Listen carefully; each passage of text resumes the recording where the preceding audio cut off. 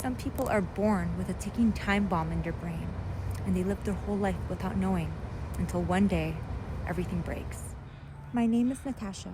I'm a registered nurse, but first and foremost, I'm a mother fighting for my son's life. This is my 8-year-old son, Nathan. He's kind, gentle, and full of curiosity. He loves school, he laughs easily, and he dreams about growing up just like any other child.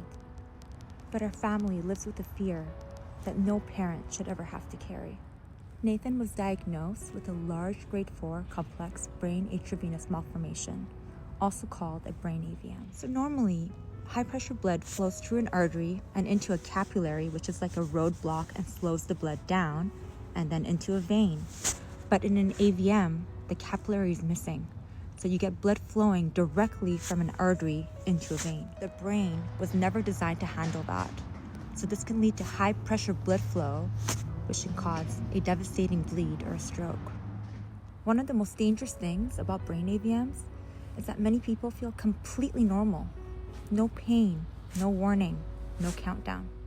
But AVMs can rupture suddenly when you're sleeping, when you're walking, when you're eating, and it could lead to permanent, devastating disability or death. When a bleed occurs in the brain, there's no room for error.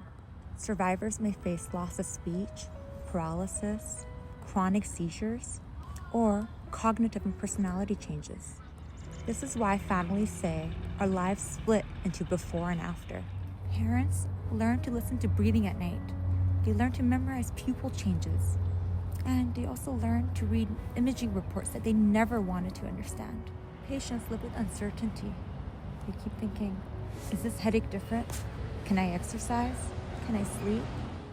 Being told that it's rare does not make it any less terrifying when it's your brain or your child's. So AVM treatment is very individualized. It depends on the size, the location of the AVM, whether there's any aneurysms within the AVM, whether it has bled before, the patient's age, their symptoms. There's a lot of factors that go into play. Treatment can range from just careful observation to endovascular embolization, where they access the vessel and close it off using this embolic glue, to different forms of radiation, and also microsurgery, where the lesion is removed. So most AVMs are sporadic, but there are some that are associated with genetic conditions like hereditary hemorrhagic telangiectasia, or HHT for short. But these patients typically receive confirmation via genetic testing, or they get a clinical diagnosis if they have more than one AVM. At this present time, there's no medication that can be taken to treat an AVM. There are some things that can be taken to treat symptoms of it, like if you have an associated seizure disorder or pain with the AVM, but nothing that can directly treat the AVM itself. With that said, there is hope. Researchers are actively exploring medical therapies that target the biology of the AVM. So one area of interest is the anti-angiogenic agents. So these medications aim to reduce abnormal blood vessel growth. They support fragile vessels, and also they modulate pathways like the VEGF, which is the vascular endothelial growth factor. So these anti-angiogenic agents have already been studied in HHT-related vascular malformations, as well as refractory AVMs. And while they're not standard therapy yet, it does offer hope that perhaps in the future, we'll be able to target the biology of the AVM and treat it using biological agents, especially for AVMs that are considered untreatable.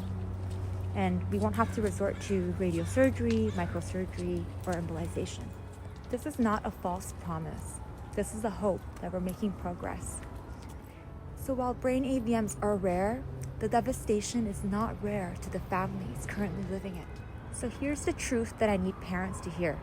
Advocacy matters.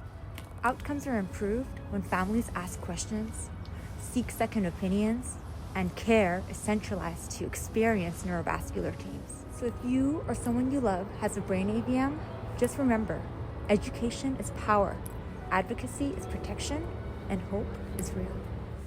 I'm Nurse Natasha, and your brain matters.